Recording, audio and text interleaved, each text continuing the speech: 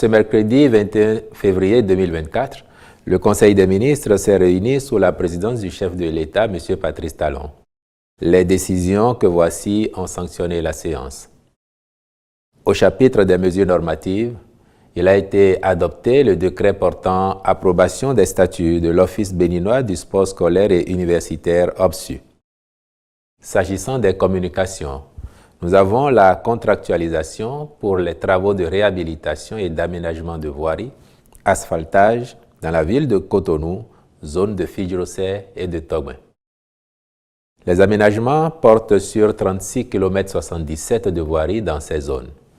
L'objectif étant de les exécuter au cours de la même période que ceux à conduire au niveau des autres villes bénéficiaires du projet, le Conseil a marqué son accord en vue de la contractualisation avec une entreprise qui a fait ses preuves lors de la première phase.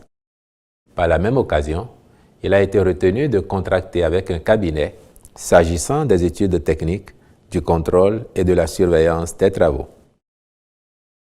Au chapitre des mesures individuelles enfin, sur proposition du ministre, après une procédure d'appel à candidature et avis du Conseil national de l'éducation, les nominations ci-après ont été prononcées au ministère des enseignements maternels et primaires. Secrétaire général du ministère, M. Thomas Simbosa Chao. Directeur de l'enseignement primaire, M. Jimon Jacob Toudonou. Directeur de l'inspection et de l'innovation pédagogique, Mme Mireille Marie-Josée Yeba Afouda épouse Woru. Directeur de l'école normale d'instituteurs d'Abomey, M. Alain Firmin Yemalin Oussou, je vous remercie.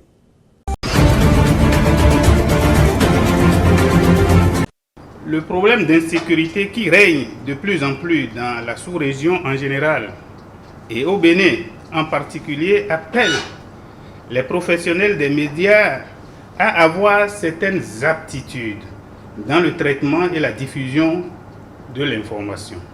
Notre souhait est que les journalistes sortent aguerris après ces jours pour donner des informations de qualité, traitées avec professionnalisme et soient aussi soucieux de leur rôle et responsabilité au sein de la société béninoise.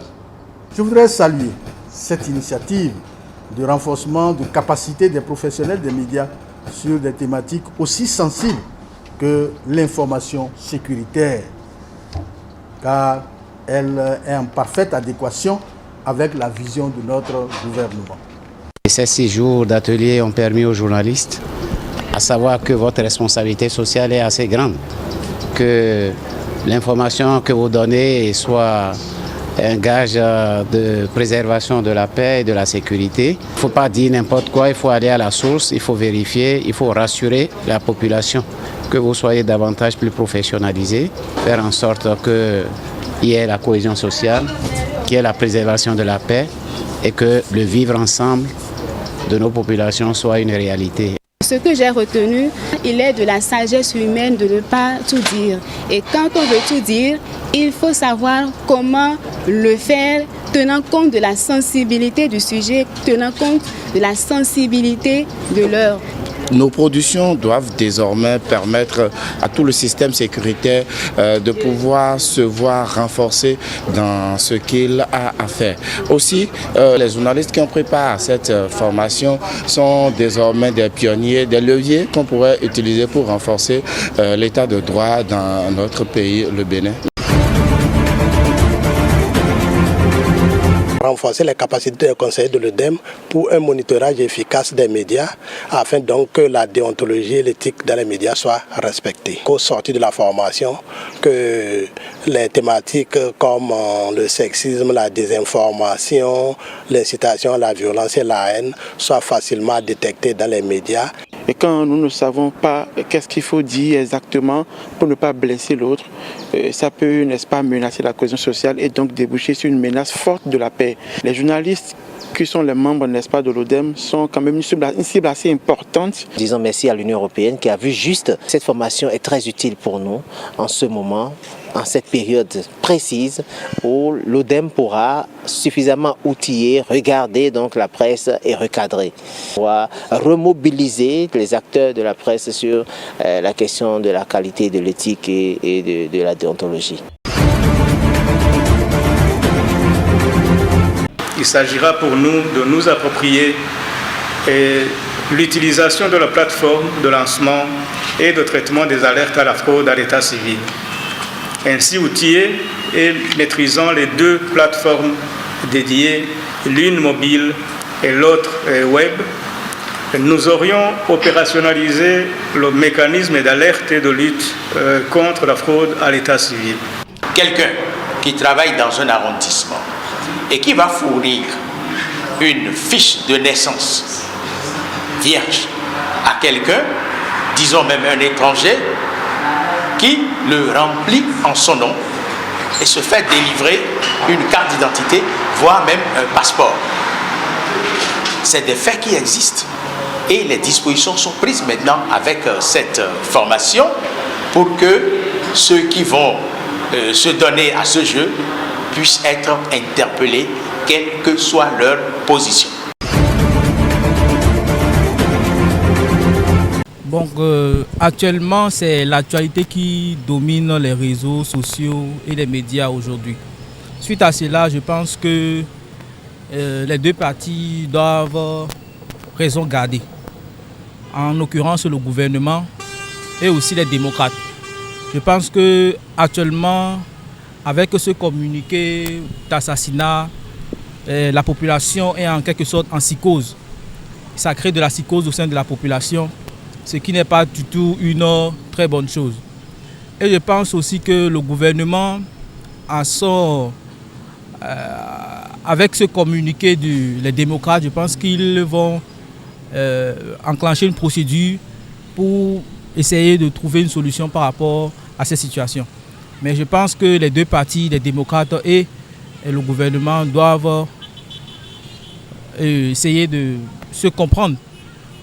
Parce que le but ici, c'est que la population puisse être en paix et que tout se passe bien. Mais assassinat contre le président Boniaï, pourquoi? Ça, c'est un projet malsain, si effectivement il existe un tel projet. Et l'autre chose que je voudrais dire, que un tel acte ne pacifie pas la vie politique dans notre pays, non. Ça ne fait qu'envenimer la situation, ça ne fait que mettre de l'huile sur le feu. Et si effectivement il y a un tel projet, moi j'invite les auteurs à abandonner rapidement ce projet et à œuvrer dans le sens de la paix pour notre pays. Les démocrates, un grand parti, le parti du peuple, le seul parti de l'opposition interne. Mais ils ont des services de renseignement UP. Je te contrôle, tu me contrôles. Le pouvoir en place a son service de renseignement. Mais les démocrates n'ont pas inventé. Disons la vérité. Il n'y a pas de feu sans fumée. Mais si les démocrates ont eu vent et ont commencé par tirer sur la sonnette d'alarme, alors là, le pouvoir en place doit commencer par se reprocher des choses. Raison pour laquelle il a envoyé son secrétaire, son porte-parole, croyant démenti, porter des démentis, c'est faux. Il s'est enlisé davantage. Mais il est allé remuer la poubelle de l'histoire et de l'histoire récente. Alors là, nous, bas peuple, nous allons tirer dedans. Nous allons profiter de leur faille pour leur dire la vérité. Maintenant, s'agissant de la réplique, c'est bien ça, la réponse du porte-parole du gouvernement. Je crois que la réponse du porte-parole du gouvernement contraste avec la dernière intervention que nous avons suivie du président de la République face à la presse. Je crois que ça contraste vraiment. Est-ce qu'il est vraiment en phase avec le président? C'est la question que vraiment on se pose. Et je crois que là, il a vraiment tiré à terre. Après l'état de grâce, la confirmation pour le nouveau sélectionneur de l'équipe nationale de Côte d'Ivoire, Emers Faye. Dans le sillage de l'encadrement technique des éléphants de Côte d'Ivoire depuis 2021, Emers Faye entame la CAN 2023 Made in Côte d'Ivoire avec confiance et sérénité comme l'ensemble de ses collaborateurs. À la suite de l'échec cuisant des éléphants de Côte d'Ivoire face à la Guinée équatoriale 4-0, Jean-Louis Gasset, le sélectionneur français qui tient les rênes de l'équipe, est déposé par les instances dirigeantes de la Fédération ivoirienne de football. Les rênes de l'équipe sont alors confiées à Emers Faye en qualité d'entraîneur intérimaire. Il a la lourde tâche de définir une nouvelle trajectoire à une équipe quasi déboussolée qui retrouve les chemins de la compétition grâce au professionnalisme de l'équipe marocaine. À la tête de l'équipe, Emers Faye enchaîne des victoires spectaculaires. Tombeur du Sénégal, détenteur du titre en 8e de finale, du Mali en quart de finale, de la République démocratique du Congo en demi-finale et du Nigeria en finale. Sa proximité avec les joueurs, sa compréhension du jeu, ses choix tactiques lui attirent le respect, la considération et l'amour du peuple ivoirien. La Côte d'Ivoire arrache ainsi sa 3e étoile et devient championne d'Afrique de football. Au regard des performances réalisées, des résultats obtenus, il est confirmé depuis hier sélectionneur titulaire des éléphants de la Côte d'Ivoire par le président de la Fédération ivoirienne de football, Yacine Idriss Diallo, au cours d'une présentation officielle du trophée de la Coupe d'Afrique des Nations dans la commune de Cocody. Emers était jusqu'à présent entraîneur par intérim. Il vient d'être confirmé ce jour. Ses ambitions déjà connues, préparer la qualification pour la Coupe du Monde 2026, mais également la prochaine Coupe d'Afrique des Nations qui se tiendra au Maroc en 2025.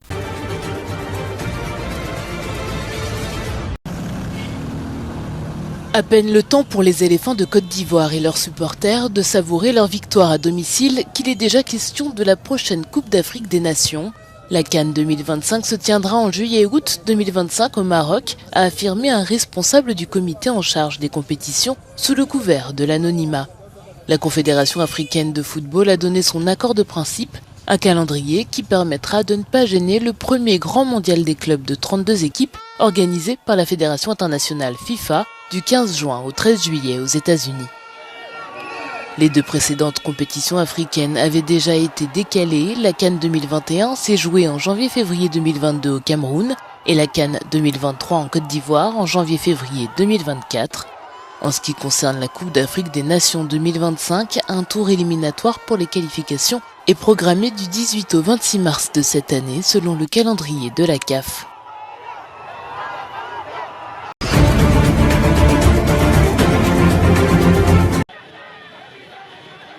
Les candidats à l'élection présidentielle sénégalaise réclament un scrutin dans les 6 semaines. 15 des 20 prétendants à la fonction de président du Sénégal ont appelé à ce que le nouveau vote soit tenu au plus tard avant le 2 avril, date à laquelle le président sortant Macky Sall doit terminer son mandat.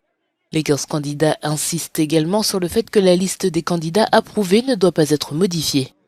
Le document a été signé par certains des principaux candidats, dont Bassirou Diomaye Faye, détenu pour incitation à la violence, et l'ancien maire de Dakar, Khalifa Sall, qui n'a aucun lien de parenté avec le président. Le chef de l'État souhaitait reporter les élections de plusieurs mois afin de résoudre les différends relatifs à l'éligibilité des autres candidats. La plus haute juridiction du pays a qualifié ce report d'inconstitutionnel, à la suite de quoi le président Macky Sall a déclaré que ce scrutin se tiendrait dès que possible. Samedi, à Dakar, la capitale, des manifestations avaient encore lieu dans les rues de la ville pour faire pression sur l'organisation du scrutin présidentiel pour qu'il ait lieu le plus rapidement possible.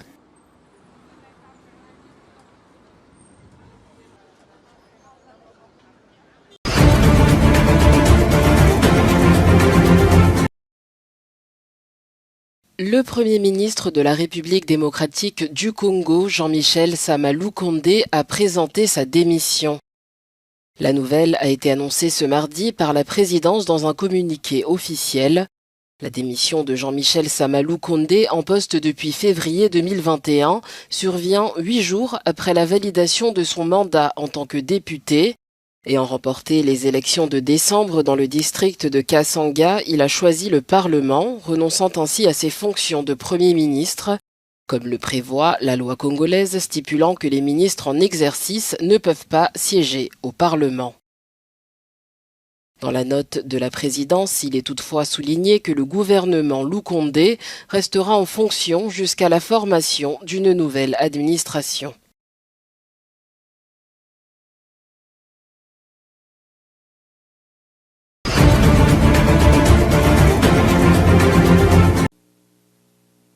Les Nations Unies sonnent l'alarme sur la gravité de la crise humanitaire en République démocratique du Congo. Selon les déclarations faites ce mardi par le représentant adjoint du secrétaire général de l'ONU, la crise en RDC est non seulement l'une des plus graves, mais aussi l'une des plus complexes et négligées au monde. Comme vous le savez, la crise en RDC est l'une des plus graves, prolongée, persistante et négligée au monde. L'insécurité croissante dans l'est de la RDC, en particulier dans le nord Kivu, est profondément préoccupante. Et les violents affrontements entre le M23 et les FARDC, les forces armées congolaises, se sont intensifiés, entraînant de graves conséquences humanitaires et des déplacements massifs. Par ailleurs, Bruno Le Marquis a également mis en évidence les répercussions catastrophiques des inondations actuelles qui frappent la RDC, aggravant ainsi une situation déjà précaire pour les déplacés. Le pays est actuellement touché par des inondations très graves qui affectent 2 millions de personnes et de nombreuses provinces à travers le pays, le fleuve Congo étant à son plus haut niveau depuis 1961. Alors que la RDC nécessite une intervention urgente, l'ONU redoute que l'attention internationale accordée au conflit israélo-palestinien et à la guerre en Ukraine laisse les populations congolaises sans l'aide nécessaire.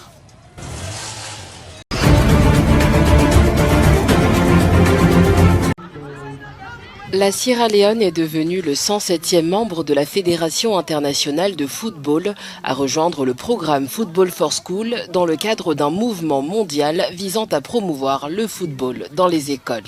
Des enseignants des 16 districts du pays se sont rendus ce mardi à Makeni pour cet événement historique. Le football est très important pour le pays dans son ensemble et surtout pour les écoles. Car ces jeunes enfants, nous les formons pour garantir l'avenir du pays.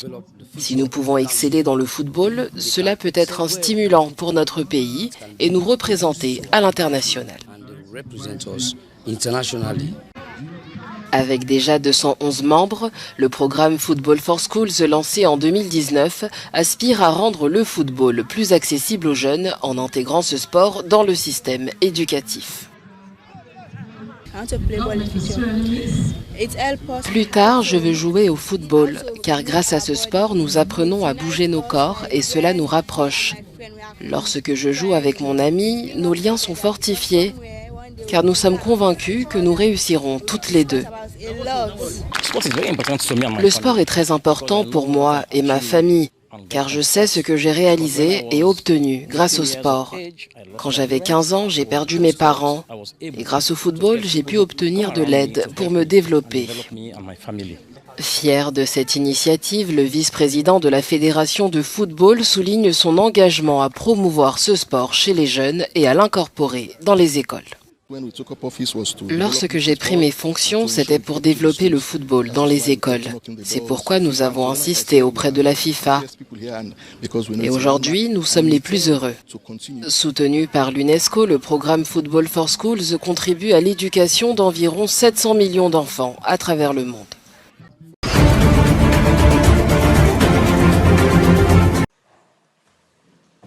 L'Afrique du Sud a soutenu qu'Israël est responsable de l'apartheid à l'encontre des Palestiniens. Mardi, devant la plus haute juridiction des Nations Unies, L'ambassadeur d'Afrique du Sud, Vus'imuzi Madonsela, a déclaré que l'occupation par Israël des terres recherchées pour la création d'un État palestinien est intrinsèquement et fondamentalement illégale au regard du droit international. En tant que Sud-Africains, nous sentons, voyons, entendons et ressentons que les politiques et pratiques inhumaines et discriminatoires du régime israélien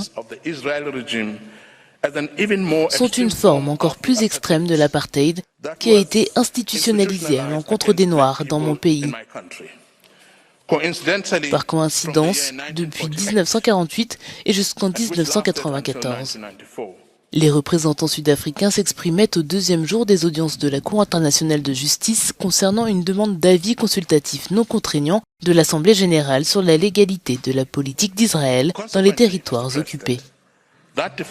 Cette provocation d'Israël a déjà conduit au meurtre de dizaines de milliers de Palestiniens, dont environ 30 000 au cours des seuls 4 derniers mois. Par conséquent, nous devons nous demander quand l'impunité dont jouit Israël depuis des décennies pour les violations généralisées et systématiques des droits de l'homme et les violations des normes impératives du droit international prendra fin, si ce n'est pas maintenant. Il faudra probablement attendre des années avant qu'une décision finale soit rendue dans cette affaire, mais la Cour a émis une ordonnance préliminaire enjoignant à Israël de faire tout ce qui est en son pouvoir pour empêcher la mort et la destruction.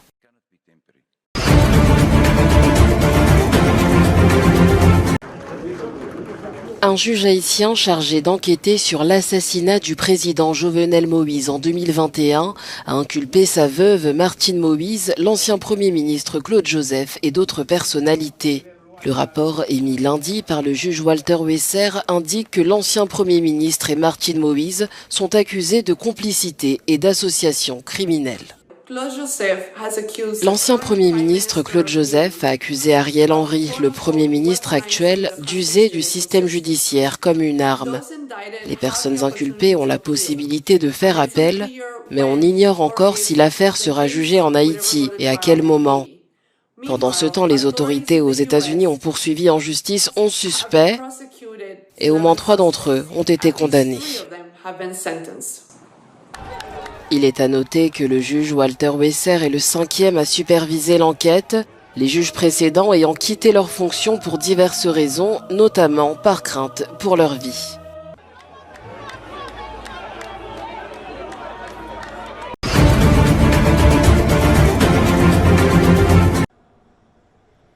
Amy Sherald, une artiste dont le portrait de Michelle Obama l'a propulsée au statut de célébrité incontournable, voit désormais ses œuvres exposées au Royaume-Uni. À la National Portrait Gallery de Londres, son travail est présenté avec celui d'une vingtaine d'artistes noirs, sélectionnés par le conservateur Eko Eshun pour l'exposition « Le temps est toujours maintenant ».